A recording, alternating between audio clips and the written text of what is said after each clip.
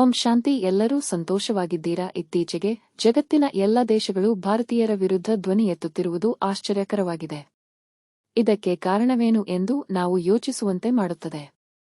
ಭಾರತೀಯರ ಮೇಲೆ ಈ ವೈಯಕ್ತಿಕ ದ್ವೇಷ ಏಕೆ?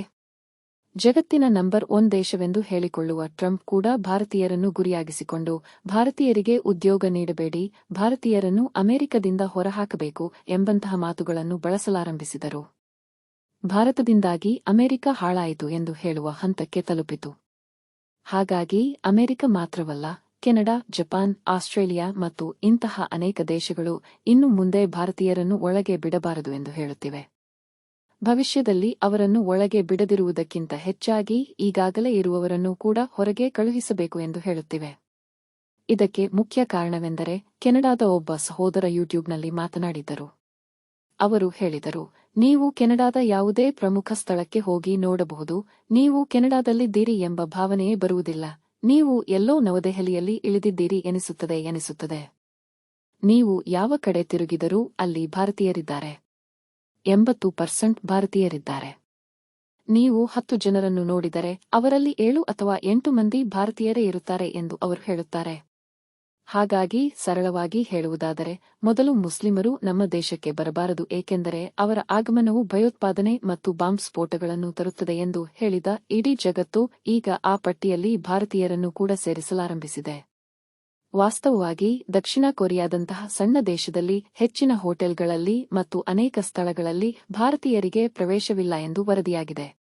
ವಾಸ್ತವವಾಗಿ ಇನ್ನೊಂದು ವಿಷಯವೆಂದರೆ, ಟ್ರಂಪ್ ಭಾರತೀಯರ ವಿರುದ್ಧ ಎಂದು ಹೇಳಿದಾಗ ಒಂದು ಅನುಮಾನ ಮೂಡಿತು. ಅವರ ದ್ವೇಷ ಭಾರತೀಯರ ಮೇಲೆಯೇ ಅಥವಾ ಹಿಂದೂಗಳ ಮೇಲೆಯೇ?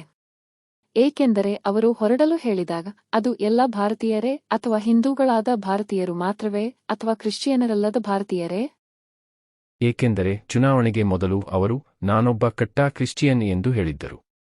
ಹಾಗಾಗಿ ಇಲ್ಲಿಂದ ಕ್ರಿಶ್ಚಿಯನರು ಹೋಗಿದ್ದಾರೆ ಅಲ್ಲವೇ? ಅವರು ಕ್ರಿಶ್ಚಿಯನರಿಗೂ ಹೊರಡಲು ಹೇಳುತ್ತಿದ್ದಾರೆಯೇ? ಏಕೆಂದರೆ ದಕ್ಷಿಣ ಕೊರಿಯಾದಲ್ಲಿ ಪ್ರತಿಯೊಂದು ಅಂಗಡಿಯಲ್ಲಿ ಹಿಂದೂಗಳು ಹೊರಗೆ, ಮುಸ್ಲಿಮರು ಹೊರಗೆ ಎಂದು ಬೋರ್ಡ್ಗಳಿವೆ. ಹಿಂದೂಗಳು ಮತ್ತು ಮುಸ್ಲಿಮರಿಗೆ ಇಲ್ಲಿ ಪ್ರವೇಶವಿಲ್ಲ. ಕೆಲವು ಇತರ ಸ್ಥಳಗಳಲ್ಲಿ ಭಾರತೀಯರು ಮತ್ತು ಪಾಕಿಸ್ತಾನಿಯರಿಗೆ ಇಲ್ಲಿ ಪ್ರವೇಶವಿಲ್ಲ ಎಂದು ಹೇಳುತ್ತದೆ.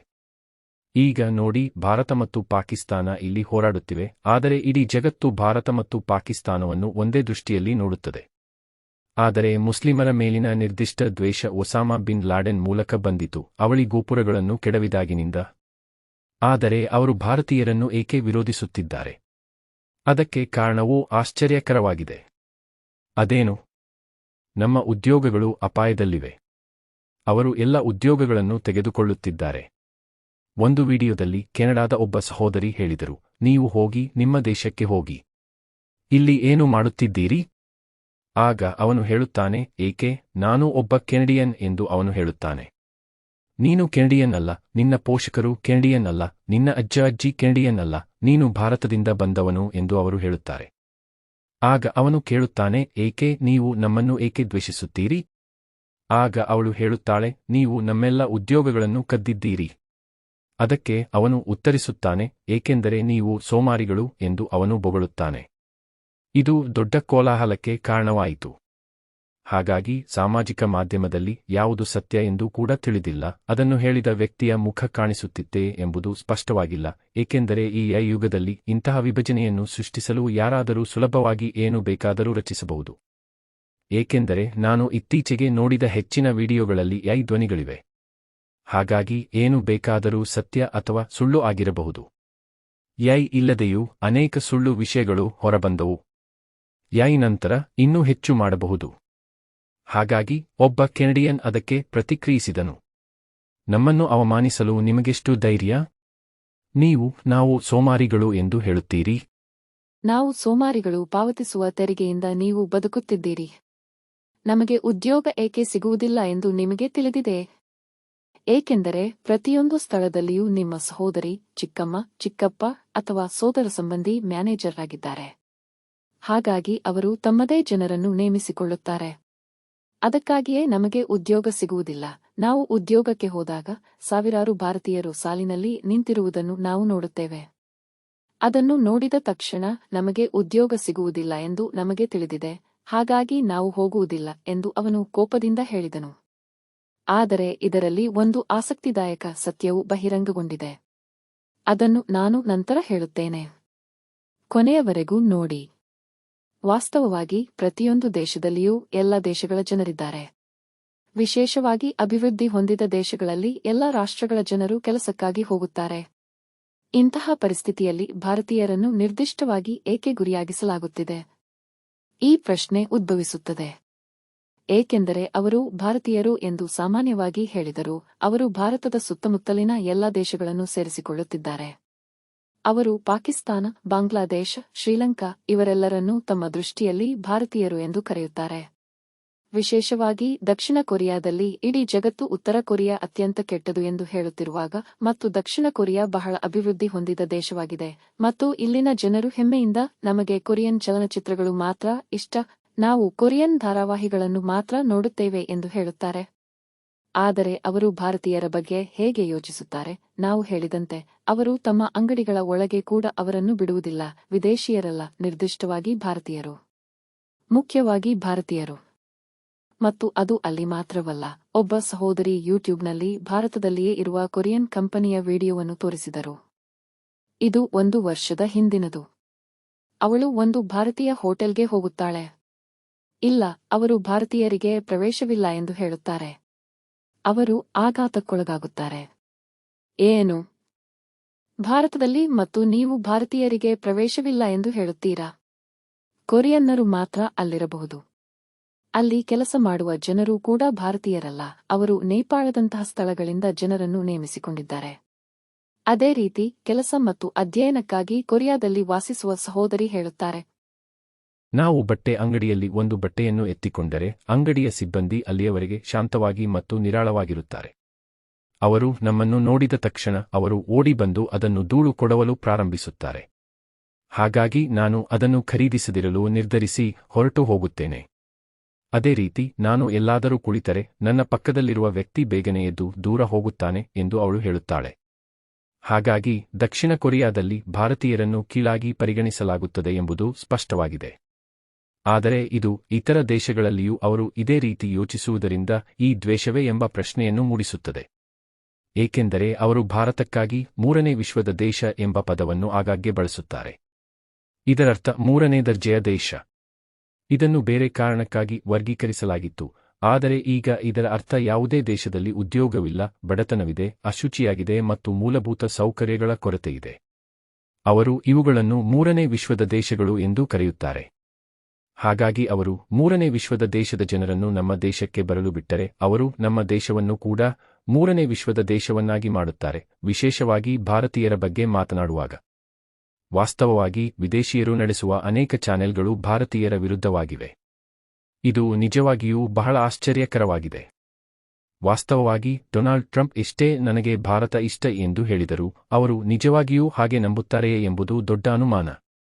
ಏಕೆಂದರೆ ಯಾವುದೇ ಭಾರತೀಯ ಇಂಗ್ಲಿಷ್ನಲ್ಲಿ ಮಾತನಾಡಿದರೆ ಅದನ್ನು ಅವರಿಗಾಗಿ ಭಾಷಾಂತರಿಸಲು ಯಾರಾದರೂ ಇರುತ್ತಾರೆ. ಅವರು ಇಂಗ್ಲಿಷ್ನಲ್ಲಿ ಮಾತನಾಡಿದರೂ ಯಾರಾದರೂ ಅದನ್ನು ಭಾಷಾಂತರಿಸುತ್ತಾರೆ. ಹಾಗಾಗಿ ಭಾರತೀಯರು ಸರಿಯಾಗಿ ಇಂಗ್ಲಿಷ್ ಮಾತನಾಡುವುದಿಲ್ಲ. ಇದು ಒಂದು ಪ್ರಮುಖ ವಿಷಯವಾಗಿದೆ. ಏಕೆಂದರೆ ಸುಮಾರು 15 ವರ್ಷಗಳ ಹಿಂದೆ ಬಿಪಿಒಗಳು ಪ್ರಸಿದ್ಧವಾಗುತ್ತಿದ್ದಾಗ ನಾನು ಬಿಪಿಒದಲ್ಲಿ ಕೆಲಸ ಮಾಡುತ್ತಿದ್ದೆ. ನನಗೆ ವಿದೇಶಿ ಕರೆಗಳನ್ನು ಆಡಿಟ್ ಮಾಡುವ ಕೆಲಸವಿತ್ತು. ಗ್ರಾಹಕ ಸೇವಾ ಕೆಲಸವನ್ನು ಭಾರತಕ್ಕೆ ಹೊರಗುತ್ತಿಗೆ ನೀಡಲಾಗುತ್ತಿತ್ತು. ಹಾಗಾಗಿ ಯಾವುದೇ ಭಾರತೀಯ ಫೋನ್ ಎತ್ತಿದರೆ ಅವರು ತುಂಬಾ ಉದ್ವಿಗ್ನರಾಗುತ್ತಿದ್ದರು. ಲೈನ್ನಲ್ಲಿ ಸ್ಥಳೀಯ ಭಾಷಿಕರನ್ನು ಹಾಕಿ. ಎಲ್ಲೆಡೆ ಭಾರತೀಯರಿದ್ದಾರೆ. ಆಗಲೂ ಅವರಿಗೆ ಈ ದ್ವೇಷವಿತ್ತು. ಆದರೆ ನಾವು ಅದು ಅವರ ತಪ್ಪು ಎಂದು ಹೇಳಲು ಸಾಧ್ಯವಿಲ್ಲ, ಏಕೆಂದರೆ ಒಬ್ಬ ವ್ಯಕ್ತಿ ಅವರು ಏನು ಹೇಳುತ್ತಿದ್ದಾರೆ ಎಂಬುದನ್ನು ಅರ್ಥಮಾಡಿಕೊಳ್ಳಬೇಕು. ಜನರು ಗ್ರಾಹಕ ಸೇವೆಗೆ ಕರೆ ಮಾಡಿದಾಗ ಅವರು ಈಗಾಗಲೇ ದೊಡ್ಡ ಸಮಸ್ಯೆಯಿಂದ ಉದ್ವಿಗ್ನರಾಗಿರುತ್ತಾರೆ. ಆ ಸಮಯದಲ್ಲಿ ಅವರು ಏನು ಹೇಳುತ್ತಿದ್ದಾರೆಂದು ಅರ್ಥವಾಗದ ಯಾರಾದರೂ ಫೋನ್ ಎತ್ತಿದಾಗ ಮತ್ತು ಅವರು ದಯವಿಟ್ಟು ಪುನರಾವರ್ತಿಸಿ ಎಂದು ಪುನರಾವರ್ತಿಸಬೇಕಾದಾಗ ಅವರ ಉದ್ವೇಗವು ಅರ್ಥವಾಗುವಂತಹದ್ದಾಗಿದೆ. ಆದರೆ ಎಲ್ಲರೂ ಅಲ್ಲ, ಆದರೆ ಅನೇಕ ಜನರು ಹಾಗೆ ಮಾಡುತ್ತಿದ್ದರು. ಆದರೆ ನನಗೆ ಭಾರತ ಇಷ್ಟ ಎಂದು ಹೇಳುವ ಬಹಳ ಸ್ನೇಹಪರರಾದ ಅನೇಕರು ಇದ್ದರು. ಹಾಗಾಗಿ ಈಗ ಜಪಾನ್, ಆಸ್ಟ್ರೇಲಿಯಾ, ಲಂಡನ್, ಕೆನಡಾ, ಅಮೆರಿಕದಂತಹ ಎಲ್ಲ ದೇಶಗಳು ಅವರು ವಲಸೆ ವಿರೋಧಿ ರ್ಯಾಲಿಗಳನ್ನು ನಡೆಸಿದಾಗ ಅವರ ಮುಖ್ಯ ಗುರಿ ಭಾರತೀಯರೇ ಆಗಿರುತ್ತಾರೆ. ಅದರಲ್ಲಿ ಕೆನಡಾ ಅಥವಾ ಆಸ್ಟ್ರೇಲಿಯಾದಲ್ಲಿ ಒಬ್ಬ ಸಹೋದರಿ ಕೇಳಿದ್ದರು, ಇಷ್ಟು ಮಂದಿ ಭಾರತೀಯರು ಇಲ್ಲಿಗೆ ಹೇಗೆ ಬಂದರು? ಏಕೆಂದರೆ ಭಾರತದಲ್ಲಿ ಯಾವುದೇ ಯುದ್ಧ ನಡೆಯುತ್ತಿಲ್ಲ, ಯಾವುದೇ ಸರ್ವಾಧಿಕಾರಿ ಆಡಳಿತವಿಲ್ಲ, ಯಾವುದೇ ರೀತಿಯ ದಬ್ಬಾಳಿಕೆ ಇದ್ದರೆ ಅದು ಅರ್ಥವಾಗುವಂತಹದ್ದಾಗಿತ್ತು. ಅಂತಹದ್ದೇನೂ ಇಲ್ಲ. ನಿರಾಶ್ರಿತರ ಪಟ್ಟಿಯಲ್ಲಿ ಭಾರತೀಯರು ಏಕೆ ಅಗ್ರಸ್ಥಾನದಲ್ಲಿದ್ದಾರೆ ಎಂದು ಅವರು ಕೇಳುತ್ತಾರೆ. ನಾವು ನಿರಾಶ್ರಿತರ ವಿರುದ್ಧ ಮಾತನಾಡುತ್ತಿಲ್ಲ. ಅವರ ನ್ಯಾಯಯುತ ಹಕ್ಕು ಈ ಜನರಿಗೆ ಹೇಗೆ ಹೋಗುತ್ತಿದೆ? ಏಕೆಂದರೆ ಅವರು ವಿದ್ಯಾರ್ಥಿ ವೀಸಾ ಮತ್ತು ಅಂತಹವುಗಳ ಮೇಲೆ ಬರುತ್ತಾರೆ. ಅದು ಮುಗಿದ ತಕ್ಷಣ ಅವರು ತಕ್ಷಣವೇ ನಿರಾಶ್ರಿತರಾಗುತ್ತಾರೆ. ಅವರು ಅದಕ್ಕೆ ತಕ್ಷಣವೇ ಅರ್ಜಿ ಸಲ್ಲಿಸುತ್ತಾರೆ. ಕಾರಣವೆಂದರೆ ಅವರು ಪಡೆಯುವ ಪ್ರಯೋಜನಗಳು ಹೆಚ್ಚು. ಇಲ್ಲದಿದ್ದರೆ ಅವರು ನಿಜವಾದ ನಿರಾಶ್ರಿತರಲ್ಲ ಎಂದು ಅವರು ಬಹಳ ಕೋಪದಿಂದ ಹೇಳಿದ್ದರು. ವಾಸ್ತವವಾಗಿ ಆಸ್ಟ್ರೇಲಿಯಾದಲ್ಲಿ ವಾಸಿಸುವ ಒಬ್ಬ ತಮಿಳು ಯೂಟ್ಯೂಬರ್ ಅವರು ಉಕ್ರೇನ್ ಯುದ್ಧದಿಂದ ಅನೇಕ ನಿರಾಶ್ರಿತರನ್ನು ಸ್ವೀಕರಿಸಿದರು, ಆದರೆ ಅವರು ಒಬ್ಬನೇ ಒಬ್ಬ ಮುಸ್ಲಿಮನನ್ನು ಅನುಮತಿಸಲಿಲ್ಲ ಎಂದು ಹೇಳಿದರು. ಅವರು ಬಹಿರಂಗವಾಗಿ ಹೇಳುತ್ತಾರೆ, ಅವರು ಬಂದರೆ ನಾವು ಸುರಕ್ಷಿತವಾಗಿರುವುದಿಲ್ಲ. ಏಕೆಂದರೆ ವಿಶೇಷವಾಗಿ ಪಾಶ್ಚಿಮಾತ್ಯ ದೇಶಗಳಲ್ಲಿ ಅವರು ಕ್ರಿಶ್ಚಿಯನ್ನರನ್ನು ಉತ್ತೇಜಿಸುವತ್ತ ಗಮನಹರಿಸಿದ್ದಾರೆ. ಏಕೆಂದರೆ ಕೊನೆಯಲ್ಲಿ ಎಲ್ಲವೂ ಅದಕ್ಕೆ ಬರುತ್ತದೆ. ಅವರು ಎಷ್ಟೇ ಅಮೆರಿಕನ್, ಯುಕೆ ಅಥವಾ ಏನೇ ಹೇಳಿದರೂ ಅವರ ನಿಜವಾದ ಗುರುತು ಧರ್ಮವೇ ಒಬ್ಬ ವ್ಯಕ್ತಿಯ ಗುರುತು. ಹಾಗಾಗಿ ಇಲ್ಲಿ ಅದೇ ಸಮಸ್ಯೆ. ವಾಸ್ತವವಾಗಿ ಪಾಶ್ಚಿಮಾತ್ಯ ಮಾಧ್ಯಮವು ಮುಸ್ಲಿಮರ ವಿರುದ್ಧ ಅನೇಕ ವಿಷಯಗಳನ್ನು ಹೇಳುತ್ತಲೇ ಇರುತ್ತದೆ. ಆದರೆ ಯಾವುದೇ ಮುಸ್ಲಿಂ ದೇಶಗಳಲ್ಲಿ ಈ ರೀತಿಯ ಸಮಸ್ಯೆ ಉದ್ಭವಿಸಿಲ್ಲ ಅಲ್ಲವೇ? ಯಾವುದೇ ಮುಸ್ಲಿಂ ದೇಶ ಎಲ್ಲ ಭಾರತೀಯರನ್ನು ಹೊರಹಾಕಿ ಎಂದು ಹೇಳಿಲ್ಲ, ಏಕೆಂದರೆ ಯುಎಇಯಂತಹ ಮುಸ್ಲಿಂ ದೇಶಗಳಲ್ಲಿಯೂ ಸಹ ಭಾರತೀಯರು ಬಹುಸಂಖ್ಯಾತರಾಗಿರುವುದನ್ನು ನೀವು ನೋಡುತ್ತೀರಿ. ಅವರಿಗೂ ಇದು ಭಾರತವೇ ಎಂದು ಅನಿಸುತ್ತದೆ.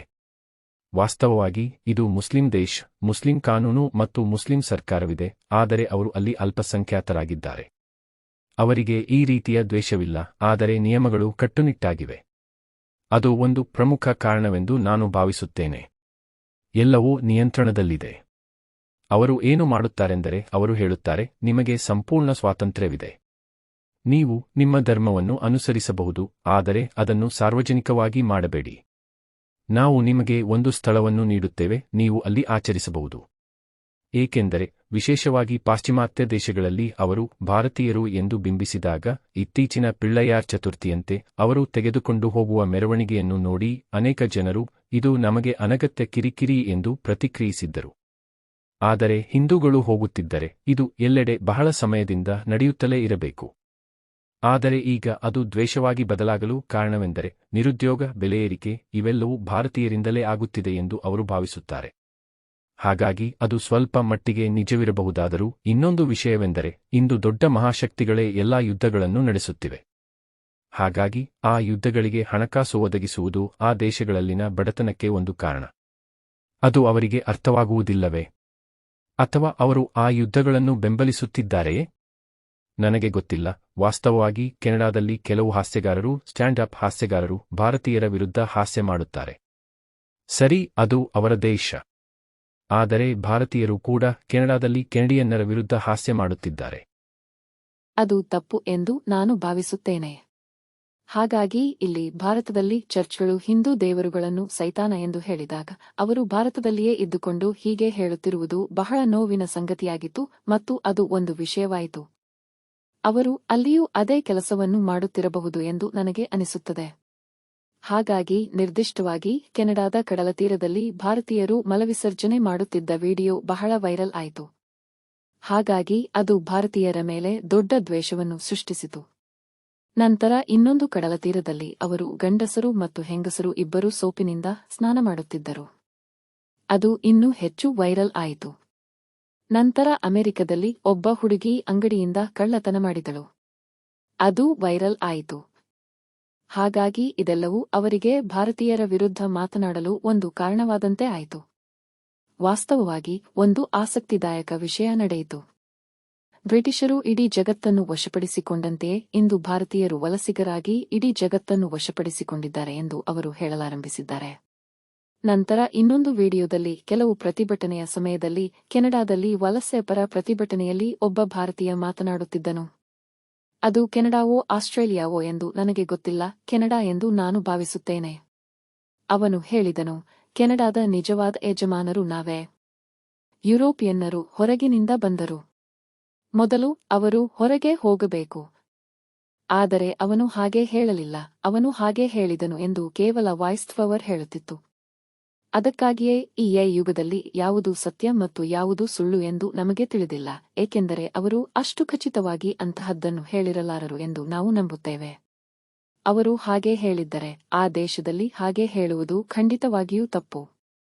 ನಂತರ ಅವರು ಭಾರತೀಯರ ಬಗ್ಗೆ ಹೇಳುವ ಇನ್ನೊಂದು ಪ್ರಮುಖ ವಿಷಯವೆಂದರೆ ಅವರು ಯಾವಾಗಲೂ ಗುಂಪುಗಳಲ್ಲಿರುತ್ತಾರೆ.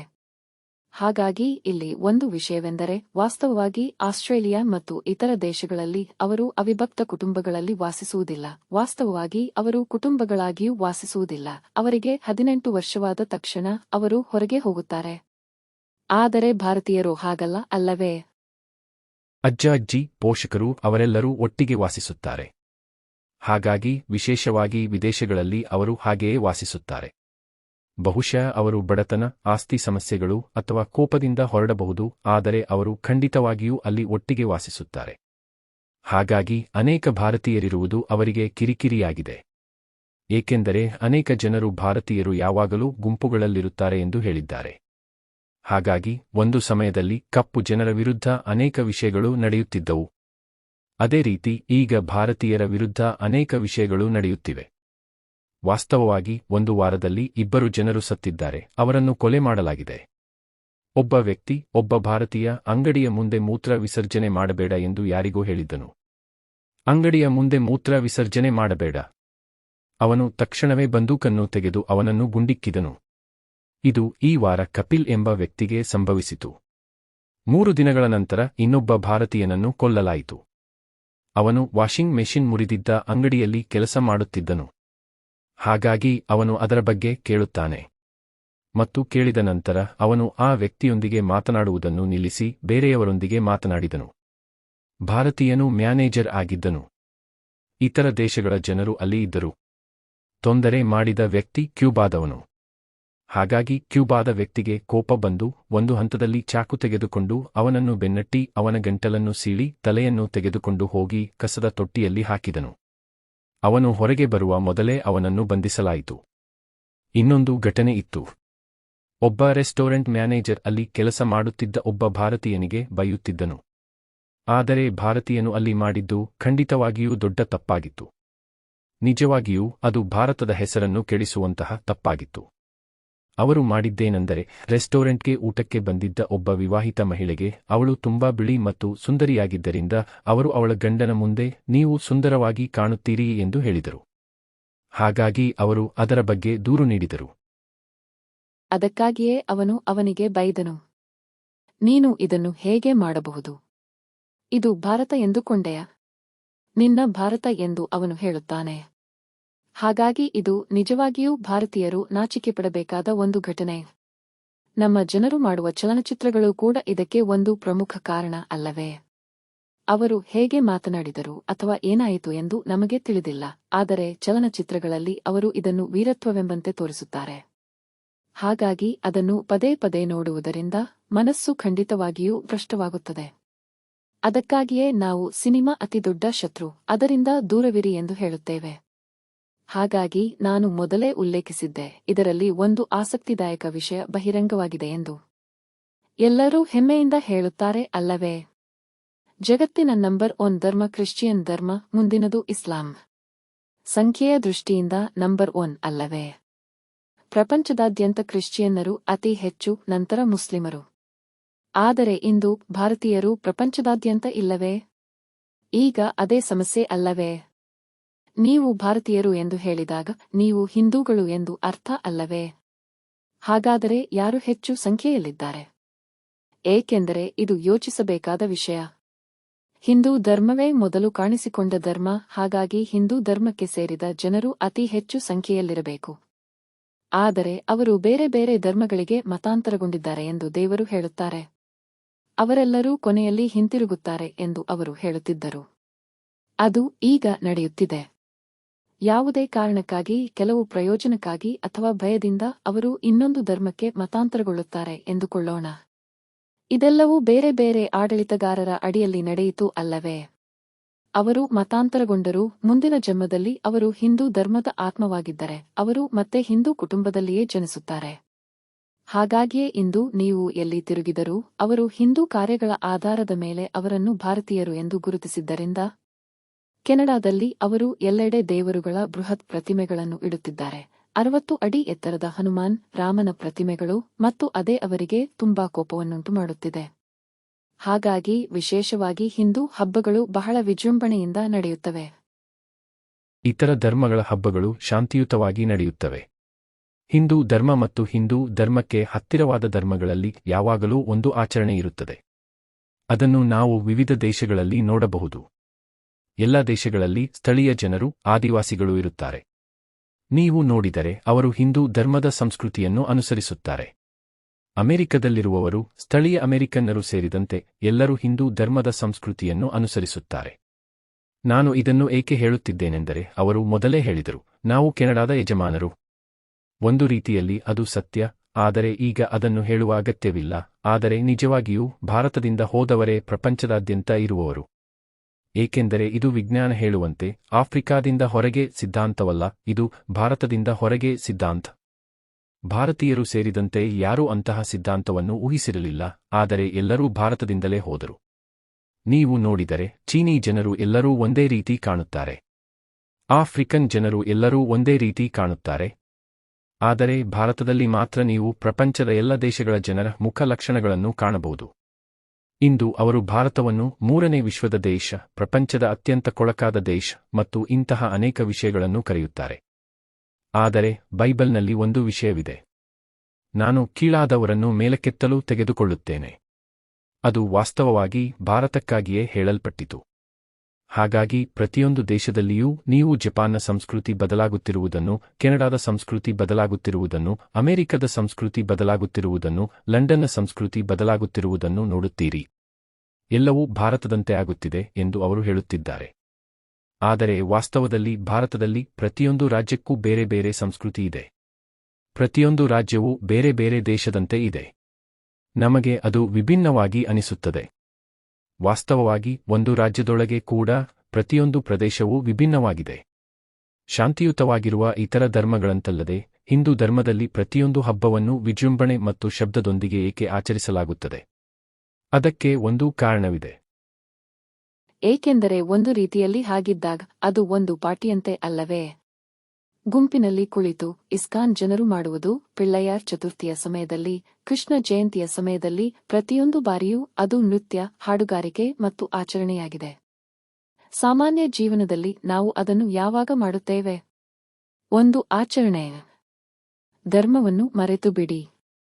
ಸಾಮಾನ್ಯವಾಗಿ ಮದುವೆ ನಡೆದಾಗ ಅಥವಾ ನಾವು ಏನನ್ನಾದರೂ ಸಾಧಿಸಿದಾಗ ನಾವು ಸಾಧನೆಯನ್ನು ಗುರುತಿಸಲು ಹಾಗೆ ಆಚರಿಸುತ್ತೇವೆ ಅಲ್ಲವೇ?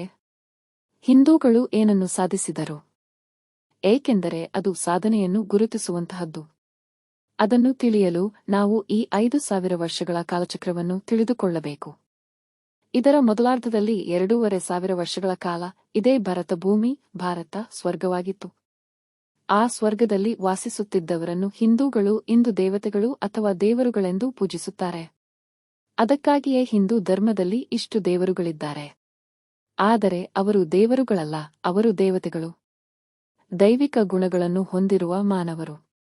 ಆದರೆ ಅವರು ಶುದ್ಧರಾಗಿದ್ದರು, ದೈವಿಕ ಗುಣಗಳಿಂದ ತುಂಬಿದ್ದರು, ಪ್ರೀತಿಯುಳ್ಳವರಾಗಿದ್ದರು ಮತ್ತು ಶಾಂತಿಯುತವಾಗಿದ್ದರು, ದೇವರಿಗೆ ಸಮಾನರಾಗಿದ್ದರು.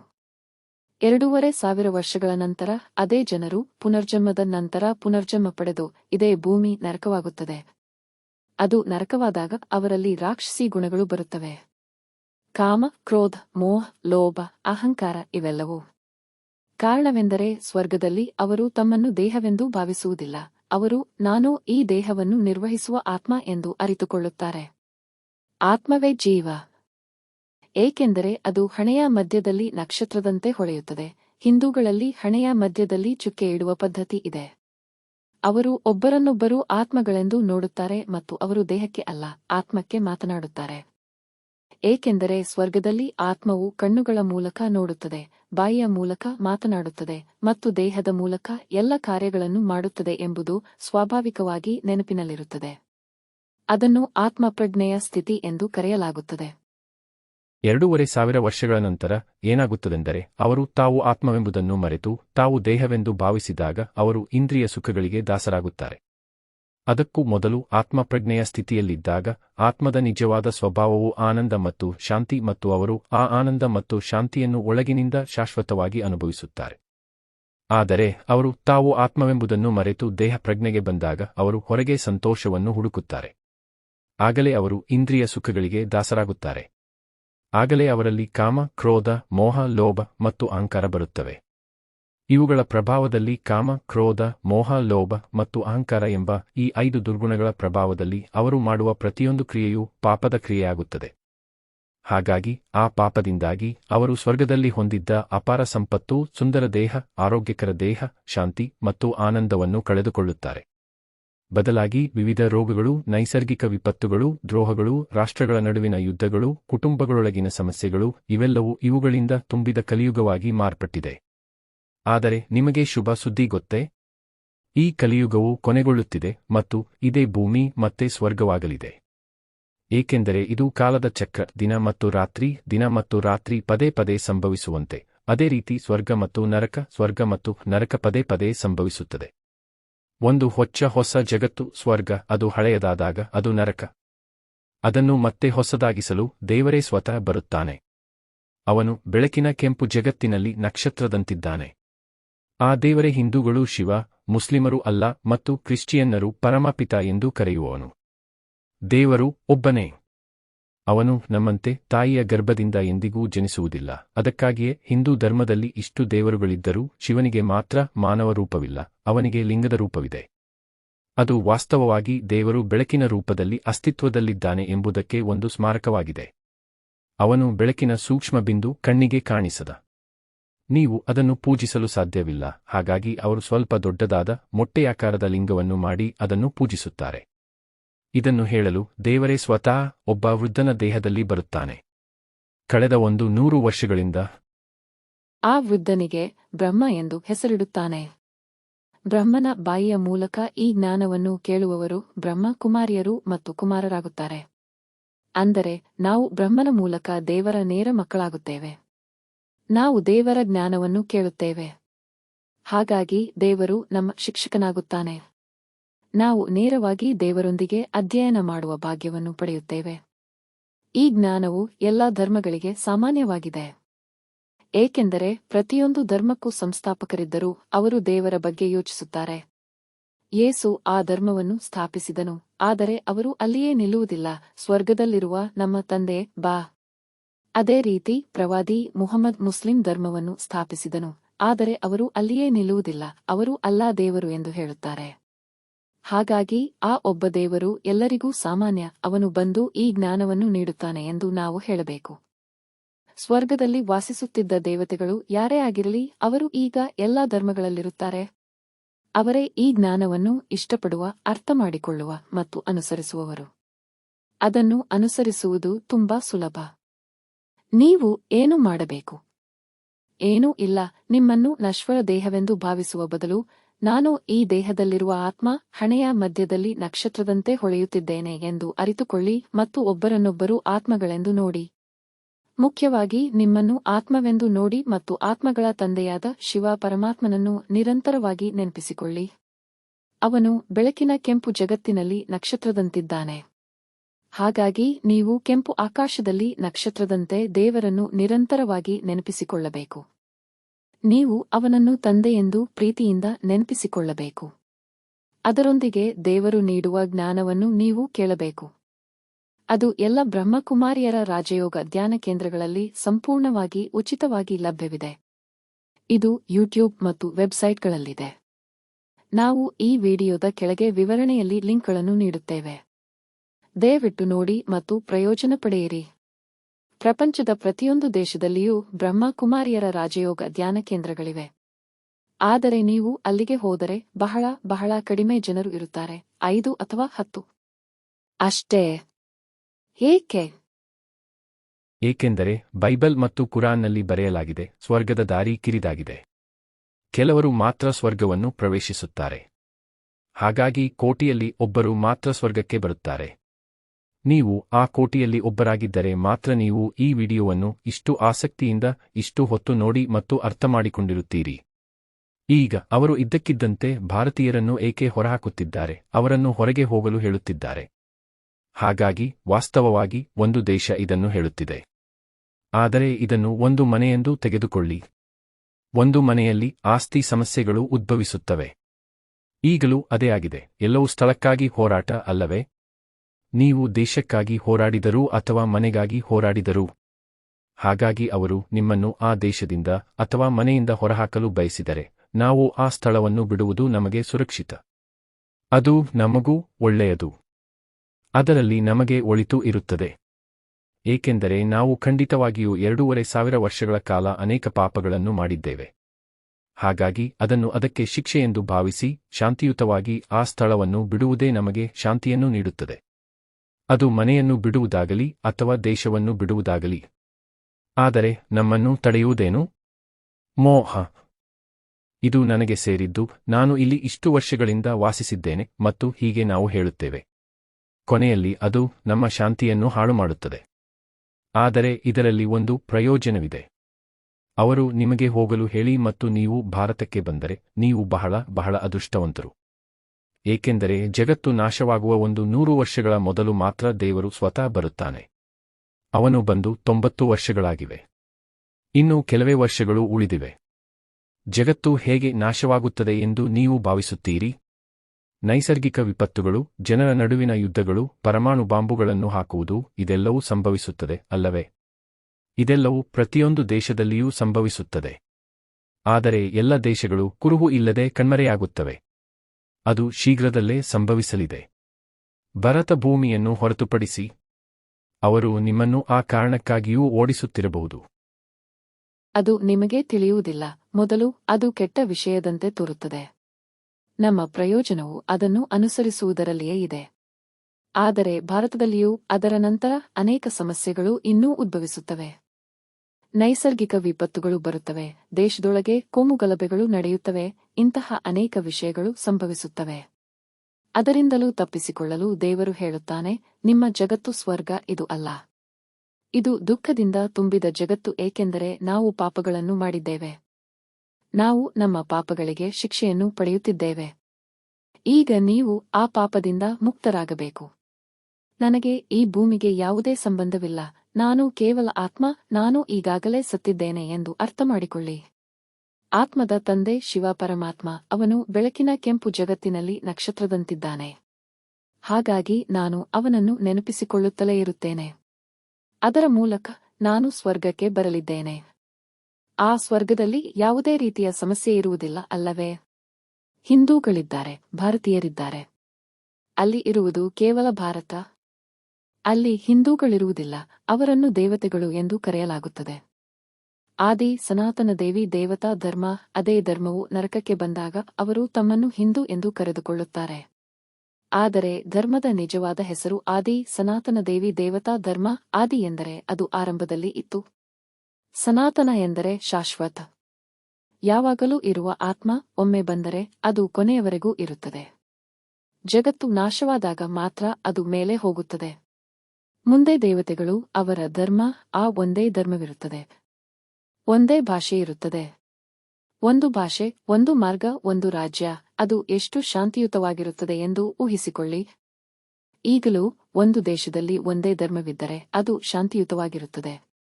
ಆದರೆ ಈಗ ಉದಾಹರಣೆಗೆ ಕೆಲವು ಮುಸ್ಲಿಂ ದೇಶಗಳು ತಮ್ಮಲ್ಲೇ ಹೋರಾಡುತ್ತಿವೆ. ಅಲ್ಲಿ ಕೇವಲ ಮುಸ್ಲಿಮರಿದ್ದರೂ ಅವರು ತಮೋ ಪ್ರಧಾನರಾಗಿದ್ದಾರೆ. ಅದು ಒಂದು ಪ್ರಮುಖ ಕಾರಣ. ಆದರೆ ಸ್ವರ್ಗದಲ್ಲಿ ಅದು ಸತೋ ಪ್ರಧಾನವಾಗಿರುತ್ತದೆ. ಸತೋ ಪ್ರಧಾನ ಎಂದರೆ ಆರಂಭಿಕ ಹಂತ, ಹೊಚ್ಚ ಹೊಸದು. ಆತ್ಮವು ಹೊಚ್ಚ ಹೊಸದಾಗಿ ಬರುತ್ತದೆ. ಅದನ್ನು ಹೊಚ್ಚ ಹೊಸದಾಗಿಸಲು ದೇವರು ಈ ಹೊಚ್ಚ ಹೊಸ ಜ್ಞಾನವನ್ನು ನೀಡುತ್ತಾನೆ. ನೀವು ಆತ್ಮವೆಂದು ಅರಿತುಕೊಳ್ಳಿ. ನೀವು ನೋಡುವ ಪ್ರತಿಯೊಬ್ಬರನ್ನೂ ಆತ್ಮವೆಂದು ನೋಡಿ. ಅವರು ಗಂಡೋ ಹೆಣ್ಣೋ ಎಂದು ಕೂಡ ನಿಮಗೆ ಹೇಳಲು ಸಾಧ್ಯವಾಗಬಾರದು. ಕೇವಲ ಆತ್ಮ. ಎಲ್ಲ ಆತ್ಮಗಳು ದೇವರ ಮಕ್ಕಳು, ಗಂಡು ಮಕ್ಕಳು. ಏಕೆಂದರೆ ಹಳೆಯ ದಿನಗಳಲ್ಲಿ ಸಾಂಪ್ರದಾಯಿಕವಾಗಿ ಆಸ್ತಿಯನ್ನು ಗಂಡು ಮಗುವಿಗೆ ಮಾತ್ರ ನೀಡಲಾಗುತ್ತಿತ್ತು ಅಲ್ಲವೇ? ಹಾಗಾಗಿ ದೇವರ ಆಸ್ತಿಯನ್ನು ಪಡೆಯಲು ಗಂಡಸರು ಮತ್ತು ಹೆಂಗಸರು ಇಬ್ಬರಿಗೂ ಸಮಾನ ಹಕ್ಕುಗಳಿವೆ. ಆದರೆ ಇಲ್ಲಿ ಗಂಡು ಮತ್ತು ಹೆಣ್ಣು ದೇಹವಲ್ಲ, ಆತ್ಮ, ಹಾಗಾಗಿ ಎಲ್ಲ ಆತ್ಮಗಳು ಸಹೋದರರು. ಇದರ ಸ್ಮರಣೆಯೇ ಮುಸ್ಲಿಮರು ಒಬ್ಬರನ್ನೊಬ್ಬರು ಬಾಯಿ ಬಾಯಿ ಎಂದು ಕರೆಯಲು ಕಾರಣ. ಅವರು ಗಂಡಸರನ್ನು ಮಾತ್ರವಲ್ಲದೆ ಹೆಂಗಸರನ್ನೂ ಹಾಗೆ ಕರೆಯಬೇಕು. ಬಾಯಿ ಎಂದರೆ ಸಹೋದರ. ಹಾಗಾಗಿ ಭರತ ಭೂಮಿಯಲ್ಲಿ ಕಳೆದ 90 ವರ್ಷಗಳಿಂದ ಎಲ್ಲ ಧರ್ಮಗಳಿಂದ ಹುಡುಕಲ್ಪಡುವ ದೇವರು ಮಾತನಾಡುತ್ತಿದ್ದಾನೆ. ಆದರೆ ಸತ್ಯವೆಂದರೆ ಅನೇಕ ಜನರಿಗೆ ಇದು ತಿಳಿದಿಲ್ಲ. ಶಾಂತಿಯುತವಾಗಿ ಹೇಳಿದರು. ಅವರಿಗೆ ತಿಳಿಯಲು ಅವರು ಮೊದಲು ಭಾರತೀಯರನ್ನು ತಿಳಿಯಬೇಕು, ಹಿಂದೂ ಧರ್ಮವನ್ನು ತಿಳಿಯಬೇಕು. ಇಂದು ಪ್ರಪಂಚದಾದ್ಯಂತ ಹಿಂದೂಗಳ ಮೇಲಿನ ದ್ವೇಷಕ್ಕೆ ಅದೊಂದು ಪ್ರಮುಖ ಕಾರಣ. ಏಕೆಂದರೆ ಇಡೀ ಜಗತ್ತಿನಲ್ಲಿ ಕೇವಲ 2 ಧರ್ಮಗಳಿವೆ ಎಂಬ ಭಾವನೆಯಲ್ಲಿದ್ದಾಗ ನಮ್ಮೆಲ್ಲರನ್ನೂ ಮೀರಿಸಿ ನೀವು ಎಲ್ಲಿ ತಿರುಗಿದರೂ ಹಿಂದೂಗಳಿದ್ದಾರೆ ಎಂದು ಎಲ್ಲರೂ ಮಾತನಾಡಲಾರಂಭಿಸಿದ್ದಾರೆ. ಈಗ ಅವರು ಭಯಪಡಲು ಕಾರಣ ಇದು ನಮ್ಮ ಧರ್ಮಕ್ಕಿಂತ ಹೆಚ್ಚು ಪ್ರಬಲವಾಗಬಹುದೆಂದು ನಾವು ಭಯಪಡುತ್ತೇವೆ. ಅವರು ಅದನ್ನು ಧರ್ಮವೆಂದು ಹೇಳುವುದಿಲ್ಲ, ಏಕೆಂದರೆ ಮುಸ್ಲಿಮರ ಬಗ್ಗೆ ಪದೇ ಪದೇ ಹಾಗೆ ಹೇಳುವುದರಿಂದ ಅವರು ಮುಸ್ಲಿಮರನ್ನು ವಿರೋಧಿಸಲು ಒಂದು ಹೆಸರು ಪಡೆದರು, ಅವರು ಧಾರ್ಮಿಕ ಮತಾಂಧರು ಎಂದು. ಹಾಗಾಗಿ ಅವರು ಕೇವಲ ಭಾರತೀಯರು ಎಂದು ಹೇಳುತ್ತಾರೆ. ಆದರೆ ಅವರು ಭಾರತೀಯರು ಎಂದು ಹೇಳಿದಾಗ ಅವರು ಹಿಂದೂಗಳನ್ನು ಉಲ್ಲೇಖಿಸುತ್ತಿದ್ದಾರೆ. ವಾಸ್ತವವಾಗಿ ಶ್ರೀಲಂಕಾದಲ್ಲಿ ಅವರು ತಮಿಳರು ಎಂದು ಹೇಳಿದಾಗ ಅವರು ಹಿಂದೂಗಳು ಎಂದು ಅರ್ಥ. ಅದು ಹಾಗೆಯೇ. ಅವರು ಹಿಂದೂಗಳ ಬಗ್ಗೆ ಮಾತನಾಡುತ್ತಿದ್ದಾರೆ. ಆದರೆ ಅವರು ದ್ವೇಷಿಸುವ ದೇಶದಲ್ಲಿಯೇ ದೇವರು ಬಂದು ಎಲ್ಲರಿಗೂ ಸ್ವರ್ಗವನ್ನು ಪಡೆಯಲು ಜ್ಞಾನವನ್ನು ನೀಡುತ್ತಿದ್ದಾನೆ. ಅದಕ್ಕಾಗಿ ನೀವು ಭಾರತಕ್ಕೆ ಬರಬೇಕಾಗಿಲ್ಲ. ಎಲ್ಲೆಡೆ ಬ್ರಹ್ಮ ಕುಮಾರಿಯರ ಕೇಂದ್ರಗಳಿರುತ್ತವೆ, ಪ್ರತಿಯೊಂದು ದೇಶದಲ್ಲಿಯೂ. ಇಲ್ಲದಿದ್ದರೂ ನೀವು ಗೂಗಲ್ನಲ್ಲಿ, ಯೂಟ್ಯೂಬ್ನಲ್ಲಿ, ವೆಬ್ಸೈಟ್ಗಳಲ್ಲಿ ನೀವೇ ಹುಡುಕಬಹುದು. ನಾವು ಅದನ್ನು ಜ್ಞಾನ ಮುರಳಿ ಎಂದು ಕರೆಯುತ್ತೇವೆ. ಇದು ಎಲ್ಲ ಭಾಷೆಗಳಲ್ಲಿ ಲಭ್ಯವಿದೆ. ಇಂಗ್ಲಿಷ್, ಸ್ಪ್ಯಾನಿಷ್, ಪೋರ್ಚುಗೀಸ್, ಪ್ರಪಂಚದಲ್ಲಿ ಯಾವುದೇ ಭಾಷೆಗಳಿರಲಿ ಅದು ಆ ಎಲ್ಲ ಭಾಷೆಗಳಲ್ಲಿದೆ. ಮುರಳಿ. ನೀವು ಆ ಕಾಗುಣಿತವನ್ನು ಟೈಪ್ ಮಾಡಬೇಕು. ಹಾಗಾಗಿ ನೀವು ತಮಿಳು ಮುರಳಿ, ಇಂಗ್ಲಿಷ್ ಮುರಳಿ, ಕನ್ನಡ ಮುರಳಿ ಯಾವುದೇ ಭಾಷೆಯಲ್ಲಿ ಹುಡುಕಬಹುದು. ಅದು ಅಲ್ಲಿರುತ್ತದೆ. ದಯವಿಟ್ಟು ನೋಡಿ ಮತ್ತು ಪ್ರಯೋಜನ ಪಡೆಯಿರಿ. ಏಕೆಂದರೆ ದೇವರು 5000 ವರ್ಷಗಳಲ್ಲಿ ಒಮ್ಮೆ ಮಾತ್ರ ಬರುತ್ತಾನೆ. ನೀವು ಈಗ ಅದನ್ನು ತಪ್ಪಿಸಿಕೊಂಡರೆ ನೀವು ಅದನ್ನು ಮತ್ತೆಂದಿಗೂ ಪಡೆಯುವುದಿಲ್ಲ, ಏಕೆಂದು ನಿಮಗೆ ತಿಳಿದಿದೆ. ಈ 5000 ವರ್ಷಗಳಲ್ಲಿ ಏನು ಸಂಭವಿಸುತ್ತದೆಯೋ ಅದು ಮತ್ತೆ ಮತ್ತೆ ನಿಖರವಾಗಿ ಪುನರಾವರ್ತನೆಯಾಗುತ್ತದೆ. ಸುಲಭವಾಗಿ ಅರ್ಥಮಾಡಿಕೊಳ್ಳಲು 5000 ವರ್ಷಗಳ ಹಿಂದೆ ಇದೇ ದಿನ ಇದೇ ಸಮಯದಲ್ಲಿ ಇದೇ ಸಮಸ್ಯೆಗಾಗಿ ನಾನು ಇದೇ ವಿಡಿಯೋವನ್ನು ಪೋಸ್ಟ್ ಮಾಡಿದ್ದರೆ ಮಾತ್ರ ನಾನು ಈಗ ಅದನ್ನು ಪೋಸ್ಟ್ ಮಾಡುತ್ತಿರುತ್ತೇನೆ. ಇದು ಪ್ರತಿ 5000 ವರ್ಷಗಳಿಗೊಮ್ಮೆ ಸಂಭವಿಸುತ್ತದೆ. ಹಾಗಾಗಿ ನೀವು ಈಗ ಅದನ್ನು ತಿರಸ್ಕರಿಸಿದರೆ ನೀವು ಶಾಶ್ವತವಾಗಿ ತಿರಸ್ಕರಿಸುವವರಾಗುತ್ತೀರಿ. ಮುಸ್ಲಿಂ ಧರ್ಮದಲ್ಲಿ ತಿರಸ್ಕರಿಸುವವರನ್ನು ಕಾಫಿರ್ ಎಂದು ಕರೆಯಲಾಗುತ್ತದೆ. ಹಾಗಾಗಿ ದೇವರನ್ನು ಹಿಡಿದುಕೊಂಡು ನಾವು ಸ್ವರ್ಗಕ್ಕೆ ಬರಬಹುದು. ಭೂಮಿಗಾಗಿ ಹೋರಾಡುವ ಈ ಸಮಯವೇ ಮಹಾಭಾರತದ ಸಮಯ. ಮಹಾಭಾರತದಲ್ಲಿ ಹೋರಾಟವು ಭೂಮಿಗಾಗಿ ಆಗಿತ್ತು ಅಲ್ಲವೇ? ಇಂದು ಅದೇ ನಡೆಯುತ್ತಿದೆ. ಆದರೆ ಇದು ನರಕ. ನೀವು ಅದನ್ನು ಇಲ್ಲಿ ಪಡೆದರೂ ಅಥವಾ ಇಲ್ಲದಿದ್ದರೂ ಎಲ್ಲಿಯೂ ಶಾಂತಿ ಇರುವುದಿಲ್ಲ. ನಾವು ಮಾಡಿದ ಪಾಪಗಳೇ ಮುಖ್ಯ ಕಾರಣ. ಇಂದು ಕೊನೆಯಲ್ಲಿ ಕೋಟ್ಯಾಧಿಪತಿಗೂ ಒಂದು ಹಿಡಿ ಆಹಾರ ಸಿಗುವುದಿಲ್ಲ ಎಂದು ಅವರು ಹೇಳುತ್ತಾರೆ. ಈಗಲೂ ನೈಸರ್ಗಿಕ ವಿಪತ್ತುಗಳು ಸಂಭವಿಸಿದಾಗ ಹಾಗೆ ಆಗುವುದನ್ನು ನಾವು ನೋಡುತ್ತೇವೆ. ನಾವು ಮಾಡಿದ ಪಾಪಗಳಿಂದಲೇ ಇದು ಸಂಭವಿಸುತ್ತಿದೆ ಎಂದು ನಾವು ಅರ್ಥಮಾಡಿಕೊಳ್ಳಬೇಕು. ಹಾಗಾಗಿ ನನ್ನ ಕಷ್ಟಕ್ಕೆ ಅವರೇ ಕಾರಣ ಎಂದು ನಿಮ್ಮ ಕುಟುಂಬದ ಸದಸ್ಯರನ್ನು ಅಥವಾ ಸರ್ಕಾರವನ್ನು ಅಥವಾ ದೇಶವನ್ನು ಅಥವಾ ಇನ್ನೊಂದು ದೇಶದ ಜನರನ್ನು ದೂಷಿಸುವುದು ಸುಲಭ. ಆದರೆ ಪ್ರಿಯ ಸಹೋದರ ಸಹೋದರಿಯರೇ, ಅದು ನಿಜವಾಗಿಯೂ ಸತ್ಯವಲ್ಲ. ಈ ಸಮಸ್ಯೆ ಈಗ ಪ್ರತಿಯೊಂದು ದೇಶದಲ್ಲಿಯೂ ಇದೆ. ನಿರುದ್ಯೋಗ, ಬೆಲೆ ಏರಿಕೆ, ಅದು ಎಲ್ಲದರಲ್ಲಿದೆ. ಕರೋನಾ ಈ ದೇಶ ಮತ್ತು ಆ ದೇಶದ ನಡುವೆ ವ್ಯತ್ಯಾಸ ಮಾಡಿದೆಯೇ? ಅದು ಮತ್ತೆ ಬರುತ್ತದೆ ಉಗ್ರವಾಗಿ. ಅದಕ್ಕೂ ಮೊದಲು ನಾವು ಆತ್ಮವನ್ನು ಶುದ್ಧೀಕರಿಸಿ ಸ್ವರ್ಗಕ್ಕೆ ಬರಲು ಯೋಗ್ಯರಾಗಬೇಕು. ಅಲ್ಲಿ ಯಾವುದೇ ಸಮಸ್ಯೆಗಳಿರುವುದಿಲ್ಲ. ಅಲ್ಲಿ ಬಹಳ ಕಡಿಮೆ ಜನರು ಇರುತ್ತಾರೆ, ಆದರೆ ಅಪಾರ ಸಂಪತ್ತು. ಪ್ರಕೃತಿ ಎಷ್ಟು ಸಮೃದ್ಧವಾಗಿರುತ್ತದೆ. ಮುಂದಿನ 2500 ವರ್ಷಗಳ ಕಾಲ ಜಗತ್ತು ನಾವು ಊಹಿಸಿದಂತೆಯೇ ಇರುತ್ತದೆ. ಪ್ರಿಯ ಸಹೋದರ ಸಹೋದರಿಯರೇ, ಎಲ್ಲ ಧರ್ಮಗಳ ಜನರಿಗೆ, ಎಲ್ಲ ಧಾರ್ಮಿಕ ದೇಶಗಳಿಂದ, ಎಲ್ಲ ಜನಾಂಗಗಳ, ಎಲ್ಲ ಧರ್ಮಗಳ ಜನರಿಗೆ ಅಲ್ಲಿಗೆ ಬರಲು ಹಕ್ಕಿದೆ. ಆದರೆ ನೀವು ಆ ಹಕ್ಕನ್ನು ಬಳಸುತ್ತೀರಾ ಎಂಬುದು ನಿಮ್ಮ ಕೈಯಲ್ಲಿದೆ. ಓಂ ಶಾಂತಿ. ನೋಡಿದ್ದಕ್ಕಾಗಿ ಧನ್ಯವಾದಗಳು.